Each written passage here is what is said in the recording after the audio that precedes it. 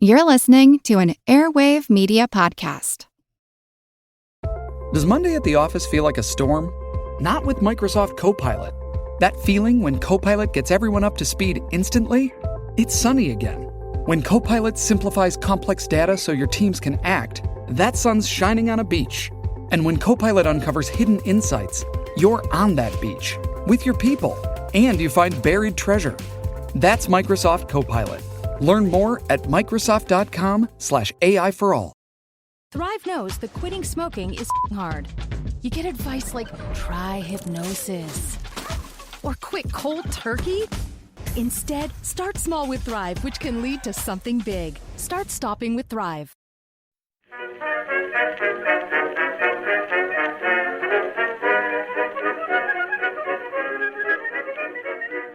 Hello everyone and welcome to History of the Second World War, Episode 61, The Third Republic, Part 1, The Maginot Line.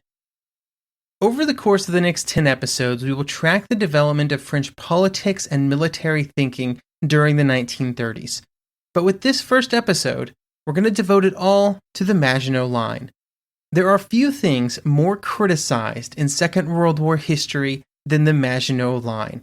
To just pull a few quotes here, here is Martin S. Alexander from French Foreign and Defense Policy 1918 to 1940, The Decline and Fall of a Great Power.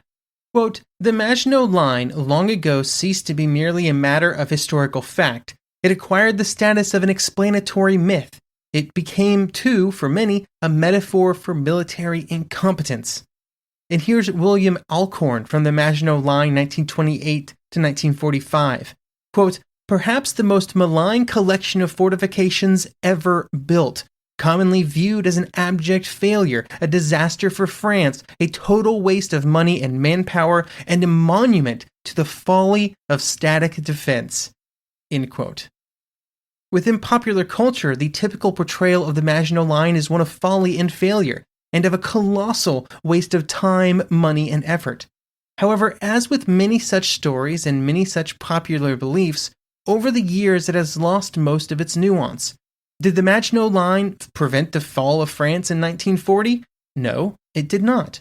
Was the Maginot Line by itself supposed to do so? No, it was not.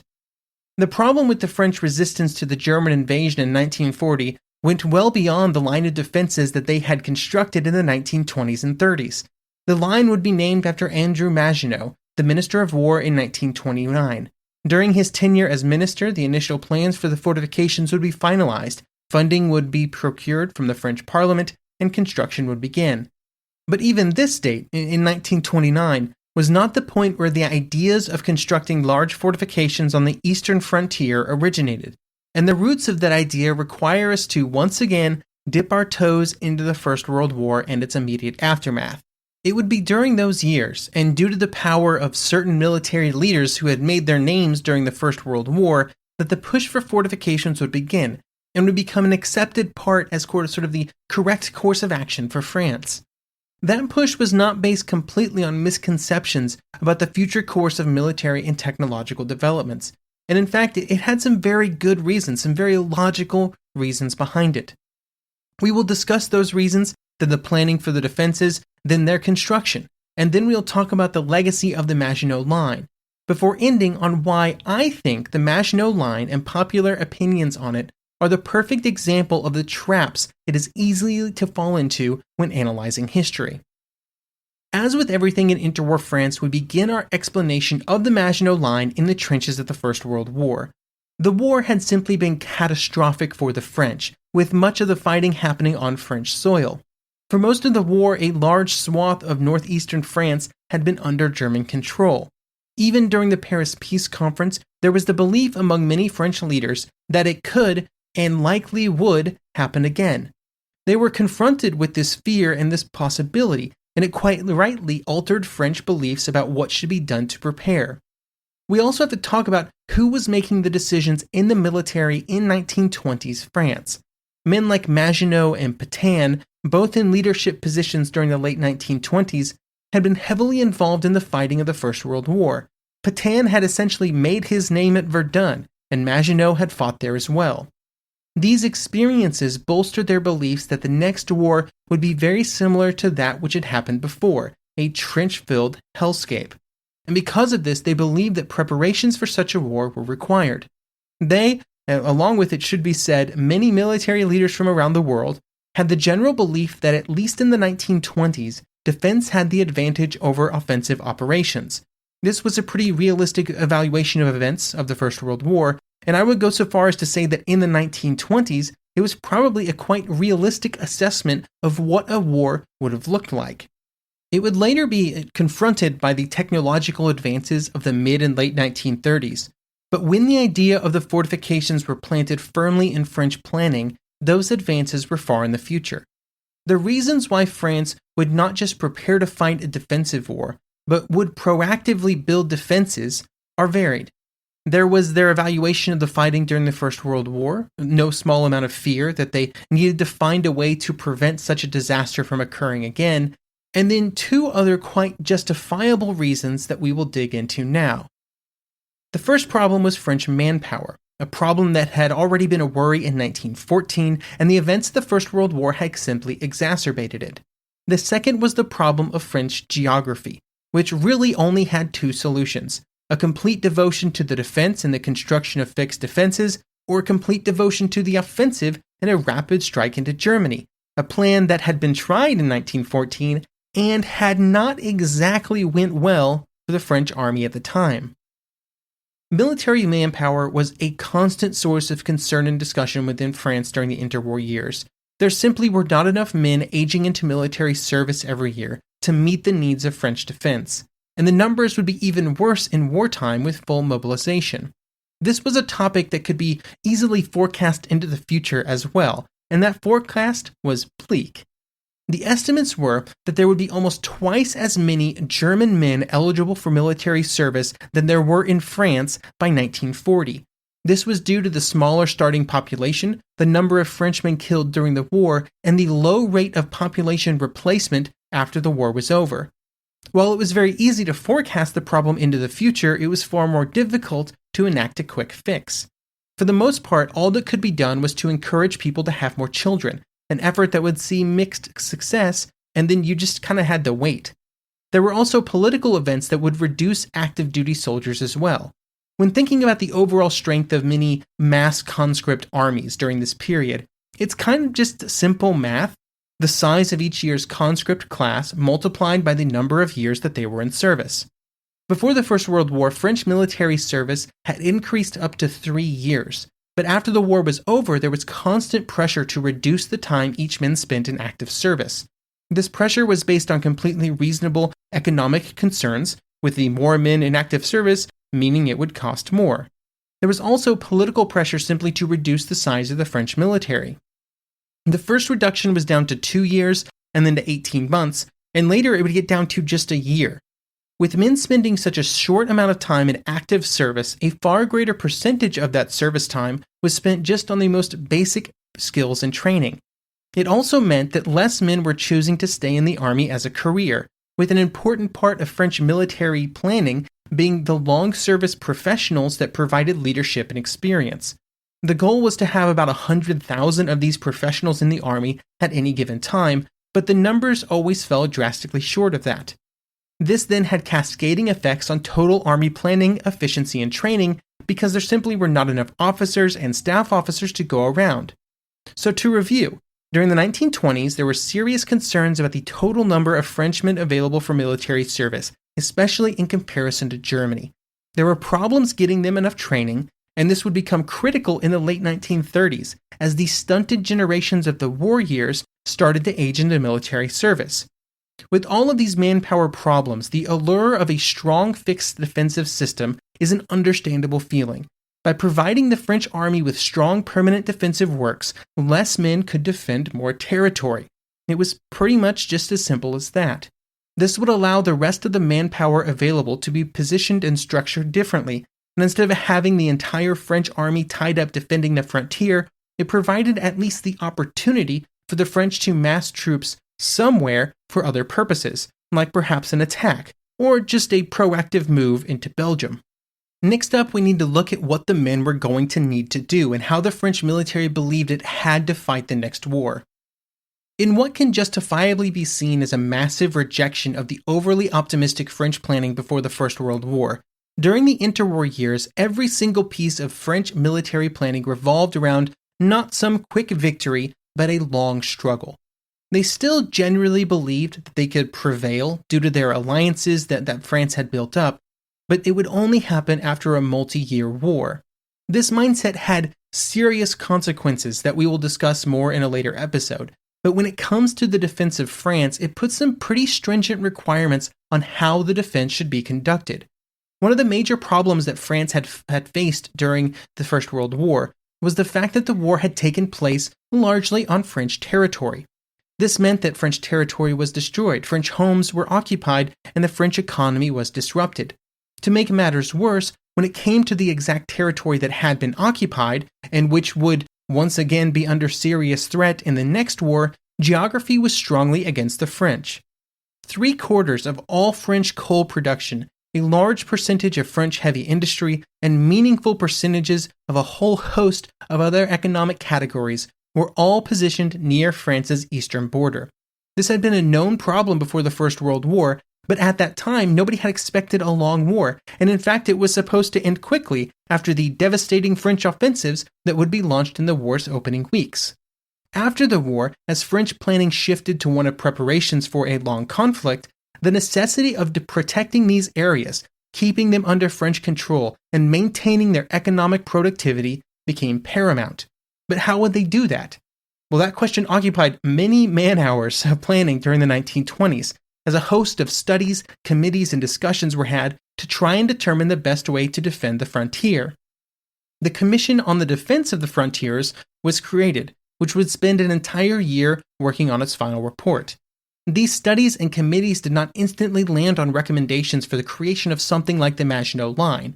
Various forms of defense were suggested and studied, from fixed defenses to far more mobile defenses, but in the end it would be the fixed defensive fortification system that would be seen as the only way of providing France with the territorial integrity that was seen as essential to winning the war that they believed France would be called upon to fight in the future.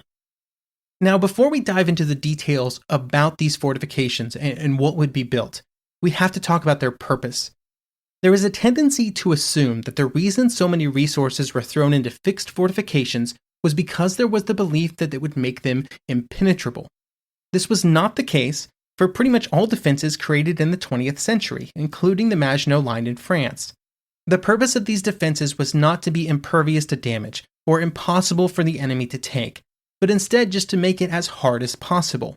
By making it incredibly difficult, it solved 3 problems for the French.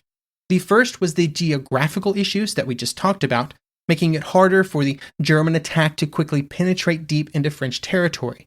The second was the problem of having a small peacetime army on short service times with smaller numbers of professional soldiers.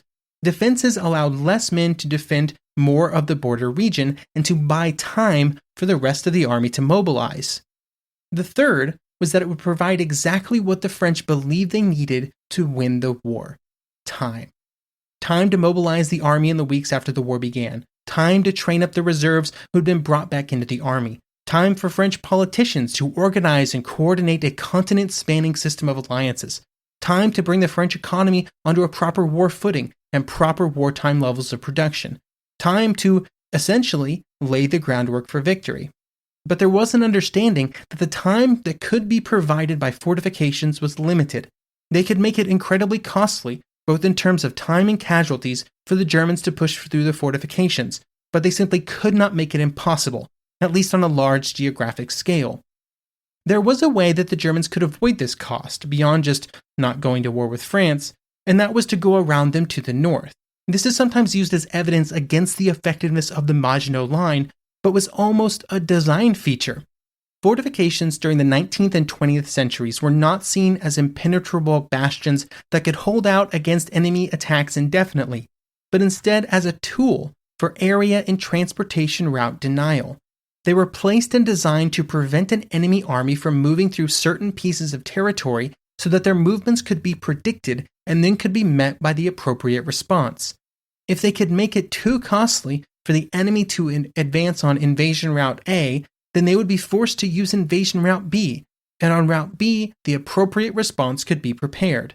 This was essentially the French plan, just as it had been several generations earlier when fortresses like Verdun had been constructed to funnel a German invasion in specific directions.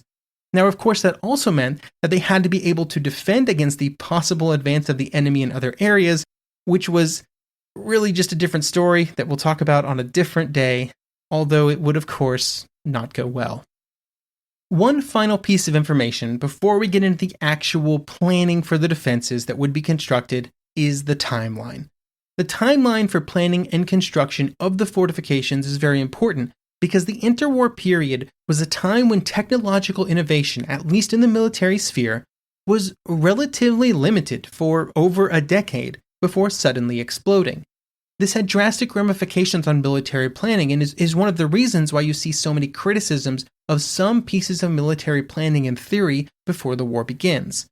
During the 1920s, most of the conversations happening in France were around planning and placement of the fortifications to be built.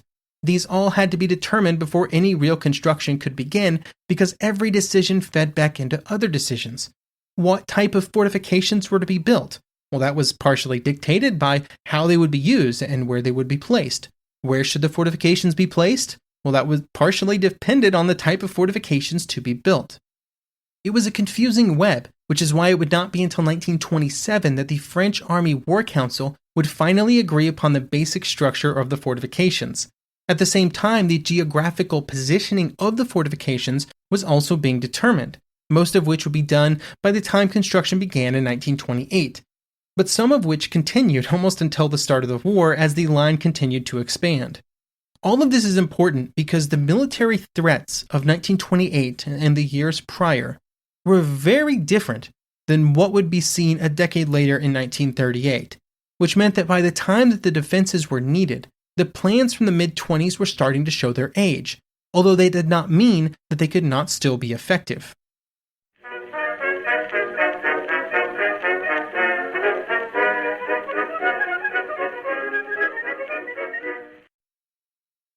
Just when you thought the world's most comfortable shoe couldn't get any more comfortable, well, it did. Introducing the Allbirds Wool Runner 2, the next-gen version of the legendary shoe that started it all. It's been refined, redesigned, and completely redefined, with more than a dozen upgrades. It delivers comfy all-day wear that's built for bliss, turning your Cloud 9 into a 10. Plus, they're made with sustainability in mind, so you can feel good with each step you take. Added cushioning that delivers a plush ride? Check. An ultra-cozy merino wool upper for a soft fit and feel? Check. Improved durability that offers lasting wear and comfort? Check, check, and check. Lace up a pair and check off next-level comfort too. Because when your feet are happy, the rest of you follows. Wherever you're headed, it's easy to keep up the pace when you wear Allbirds. Get yours at allbirds.com and use code FRESH24 to score a free pair of socks with purchase today. That's a free pair of socks with purchase at allbirds.com, code FRESH24. Get cash for clothes at Plato's Closet in North Charleston and West Ashley. It's so easy. Recycle, earn cash, repeat. We pay cash on the spot for your trendy, gently used clothing, shoes, and accessories. At Plato's Closet, we buy all seasons, all day, every day. It's time to clean out your closet and cash in. Bring in your denim, graphic tees, athletic wear, shoes, handbags, and more. Sell your styles to Plato's Closet for cash. Then, do it again. Plato's Closet, located in West Ashley on Sam Rittenberg Boulevard and North Charleston on Rivers Avenue. Now that we know why the French were planning on building fortifications, let's talk just briefly about where they wanted to put them. The highest priority area was, of course, along the shared Franco-German border. This meant placing strong fortifications around some of the areas that might seem very familiar to anyone with knowledge of French military history. Metz to protect the Meuse River Valley, Belfort near the Swiss frontier, and the area around Lauter, which was roughly in the middle, near the point where the frontier was furthest to the east. With these three areas as anchor points, the line would cover the entire shared border, from Switzerland in the south to Luxembourg in the north. Much of this would run along the River Rhine, which introduced some very special problems. It seems somewhat obvious that a defensive line would be based on a river, which makes a lot of sense. But there were technical problems with making that a reality, because it turns out that the areas close to the river were not a great place to build the fortifications like the ones that the French wanted to build, which were mostly underground. And so instead, the primary line of resistance would be placed several kilometers from the river, where the ground was far more conducive to construction. This left only light defenses and reconnaissance points actually on the river. Moving back from the river was seen as a necessary compromise. During the 1920s, there was a lot of disagreements about what should be placed along the original frontage of the Maginot Line. French military leaders, had differing opinions about what they wanted.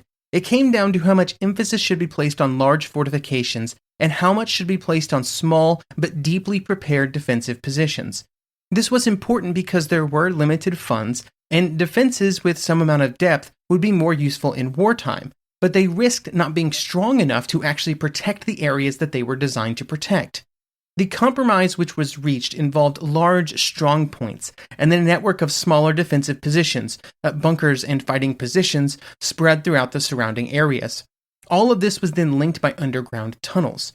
The idea was that this provided as much geographic reach as possible while also having some larger anchor points where supplies and reinforcements could be maintained.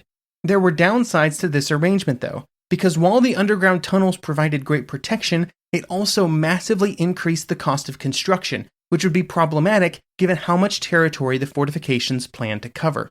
The most important part of the fortification system came in the form of ouvrages. They were the backbone of the entire system, as they were the strong points, where the main line of resistance was anchored. They were placed so that they could control and dominate the areas around them with fire, and all of the other pieces of the fortifications were placed to support them. The assumption was that it might still be possible for small units to infiltrate between the ouvrages, but they should be able to limit the size of those infiltrations. But while they each served the same purpose, their design was often very different from one ouvrage to another. There were three main things that had important impacts on the design of each one. The first was the size of the designed garrison. It was felt that some areas were more important and more vulnerable, and so they needed larger garrisons. The second was the position of the ouvrage and its relationship to others. A larger ouvrage might be necessary at a position where the distance between them was larger due to the terrain. The third was the terrain itself. The optimal structure and placement in mountains on the Swiss border was very different than what it might be in the Meuse River Valley near Metz. All of these considerations made for a wide range of ouvrages. Some were large enough to be armed with artillery, generally of the 75mm variety. Others were smaller and only had a small mortar or some machine guns. Larger artillery pieces were considered at various points during the design phase, but this was dropped under the theory that they would not be necessary. Because of their role as part of the main line of resistance, range was felt to be less important, because they would be supported by larger artillery further back from the front line. The weapons provided to an ouvrage were placed in either retracting revolving turrets or small simple casemates. Generally, the casemates faced the flanks and the rear, while the turrets and the primary armament was placed forward. In terms of production, a lot of concrete was required, obviously, and much of the structures were underground. To quote J.E. Kaufman and H.W. Kaufman in Fortress France, the Maginot Line and French defenses in World War II, quote, "The galleries and interior portions of the ouvrages varied in depth according to the geology of the area. In many mountainous regions, especially the Alps, where the forts were built into hard rock, a depth of 12 meters was considered sufficient. In limestone regions, the standard depth was 16 meters, while in areas where the subsurface was softer and had consistent layers of average density, the required depths ranged from 18 to 20 meters. When the subsurface consisted of soft clays, the regulation mandated depths of 25 to 30 meters. One interesting feature of these designs was that from the rear the defenses were much less impressive, and which was a purposeful design decision. This was due to the French experiences in the First World War and the fighting around Verdun. During that fighting, the Germans were trying to capture various forts that had been built to protect themselves from all directions, 360 degrees. And this 360-degree protection was great until the Germans were able to capture the fort, and then the French had serious difficulties getting them back. They essentially had the same problems that the Germans had trying to capture them in the first place. Making the rear area of the ouvrages and other positions weaker than in the front was an attempt to get around this problem, because if one of them fell to the enemy, it would be far easier to retake. Between the ouvrages was an entire system of smaller interval casemates, which were generally smaller, only 10 to 20 meters in width, which were then spaced 600 to 800 meters apart. Along with the defensive pieces of the ouvrages, there were also accommodations for both its defenders, as well as additional areas for infantry which would man the areas between them. All of these were provided with food supplies, water supplies, air filtration, often electric generators. For the defense of the ouvrage, the garrison ranged between 200 and 1,000 men, with about 500 being average.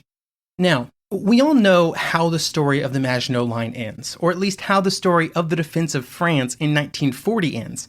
So I believe I am legally obligated to discuss not just where the Maginot Line proper was built, but also where it was not. The original plan for the line of defenses do end at the point where the French and German borders diverge and Luxembourg sits in between.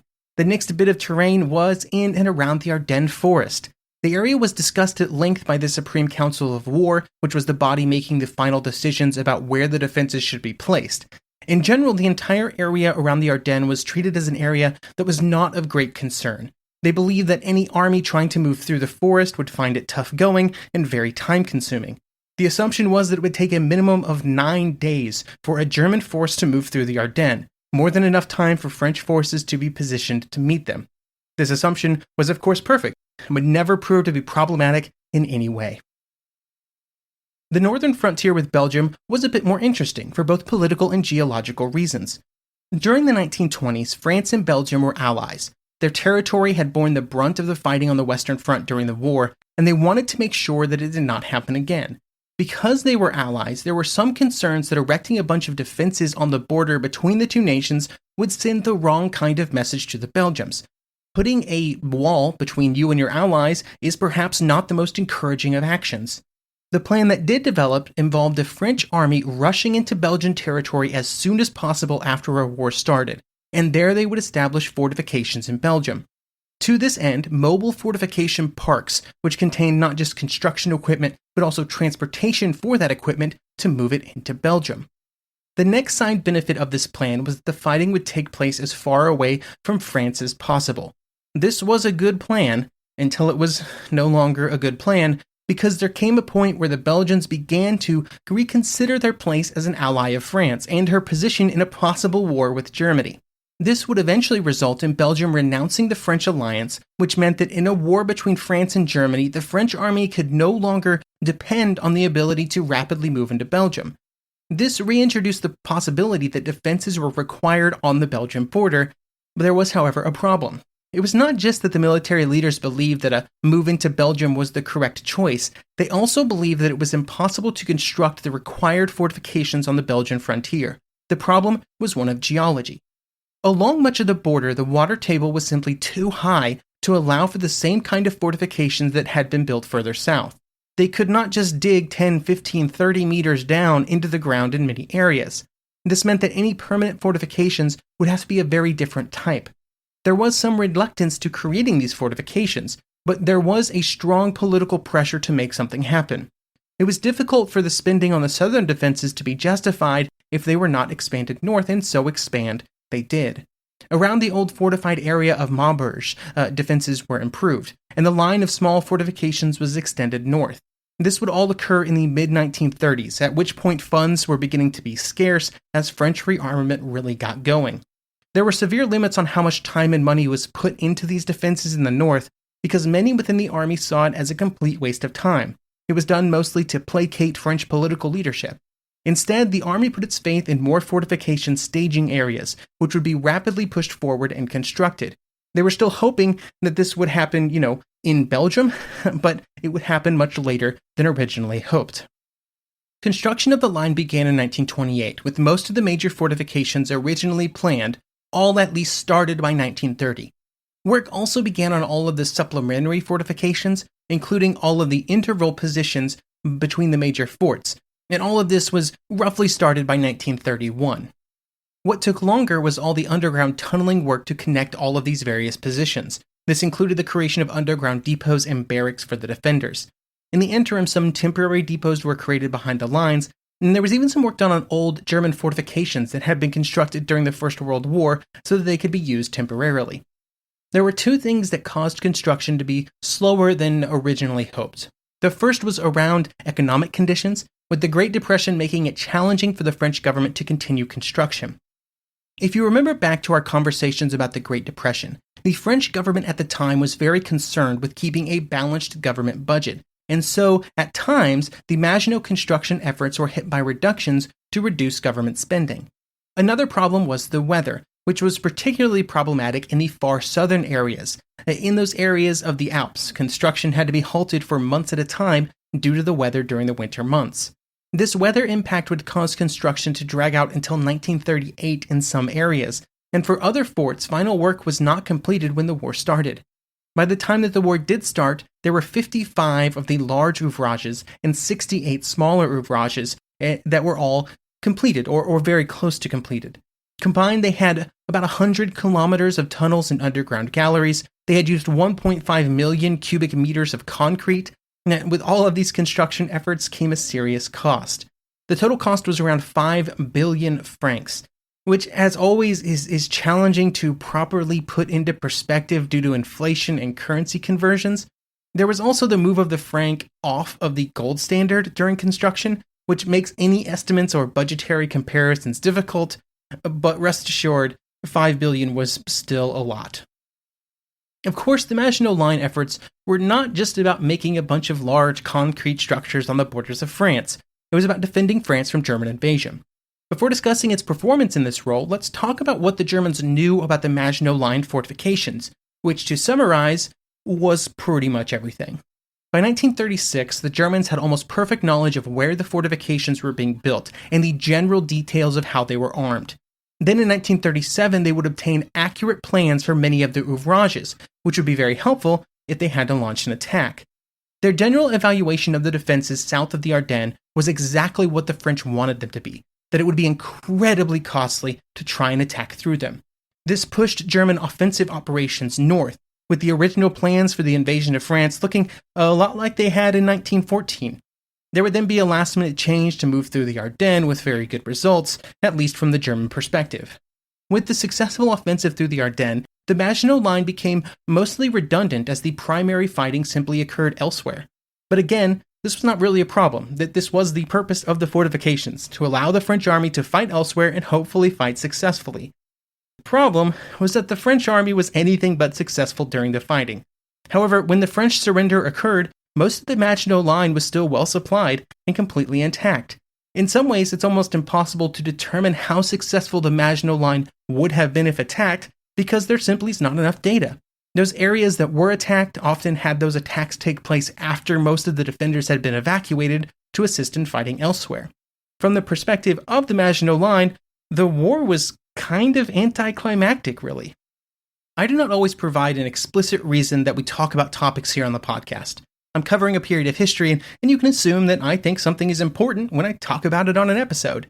But I think this topic is worth a bit of discussion about why I think the reasons that the Maginot Line was built, its place within interwar French planning, and its legacy is so important. The Maginot Line, to put it bluntly, has become synonymous with failure. I just searched the Maginot Line on Google on August 19th, 2021 at 5:08 p.m. In the People Also Ask box, which displays questions that Google thinks relates to the search term Maginot Line, 2 of them were just asking what the Maginot Line was and if it still exists. But the other 2 are, and I'm quoting here, quote, "What was the Maginot Line and why did it fail?" And quote, "What was the problem with the Maginot Line?" The entire project is seen as a failure, even as kind of a joke. When I first started researching for the podcast, the Maginot Line was one of the first things I started reading about.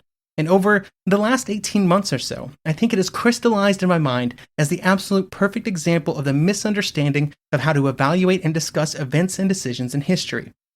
Evaluations of the Maginot Line's supposed failure and the criticisms of the French for building it in the first place often fall into the 3 great traps of historical analysis: discounting the reasons why decisions are made, falsely representing the goals of those decisions, and results-based analysis. We've talked a lot in this episode about why the French believed that the Maginot Line was important to their ability to defend against future German aggression. There were serious problems with French demographics and geography that required some way of holding on to as much French territory as possible while waiting for help to arrive from other nations. Attempts to solve this problem in the First World War was a quick and decisive offensive, and it had utterly failed, and so defense was seen as the answer. This was why the Maginot Line was created. It was the best solution to problems that the French could identify as early as 1919. Along with the problems that the Maginot Line was trying to solve, there were also goals for the defenses that were actually being created. Most importantly, they were not designed to completely prevent an invasion, even when they were expanded onto the French and Belgian border. They were meant to make it very costly and very time-consuming for a German attack to push through them. The decision to go around the bulk of the Maginot Line defenses was not just a possible outcome, but it was seen as a favorable situation for the French army. Being able to dictate the route of your enemy's advance is an important advantage. The failure of the French army in its mission to mount a defense against the German invasion is not the fault of the Maginot Line. Occasionally you might see the argument that the presence of the Maginot Line altered French military preparations, made it tempting to hide behind the defenses. But this is just mistaking how French military theory and the Maginot Line interact. The French army had a defensive mindset from the end of the First World War, a viewpoint that it felt justified in having due to the same manpower and geographic problems that the Maginot Line was designed to solve. In some ways, the Maginot Line gave the French army leaders more confidence that they could launch an offensive operation in the north with a charge into Belgium. Knowing alternative paths in history is always challenging, but it's very likely that without the massive spending and construction on the Maginot Line, the French army would have been even more defensive-minded, with a greater portion of army resources dedicated to defense in the southern areas. Finally, as always, we have to talk about the problems of judging decisions in history based on results of those decisions and not the decisions themselves. Yes, we all know that the German invasion of France would go very well, and things would go very poorly for the French. But just because France would fall to a German invasion does not mean that one major piece of their preparations to defend against it, the Maginot Line, was a failure, or that the decisions to make it were incorrect. As discussed at the beginning of this episode, there were many reasons for creating the Maginot Line, most of them based around solving very real problems that the French were facing. Was it the perfect solution for 1940? Maybe not, and planning around certain areas would be very problematic. There were also decisions that would prove to be very good. The basic concept of static series of defenses all connected together with strong points and a vast number of supporting positions would prove strong enough for the Germans to be forced to find a way around them. And if you look at how the Wehrmacht fared in other early war campaigns against far weaker defenses in Poland, it did not go well. So similar defenses would have most likely happened if they would have attacked the Maginot Line. Also, the Germans themselves were pouring a whole lot of money and effort into the West Wall fortifications at this exact same time. All of this is to say, I think there are very valid criticisms that can be targeted at French defensive preparations during the interwar years. But a blanket condemnation of the entire idea of the Maginot Line is certainly unfair and ignores the very real problems that the French were trying to solve. Now, as we wrap up the episode, a strong focus on the Maginot Line for our first episode about interwar France has another purpose.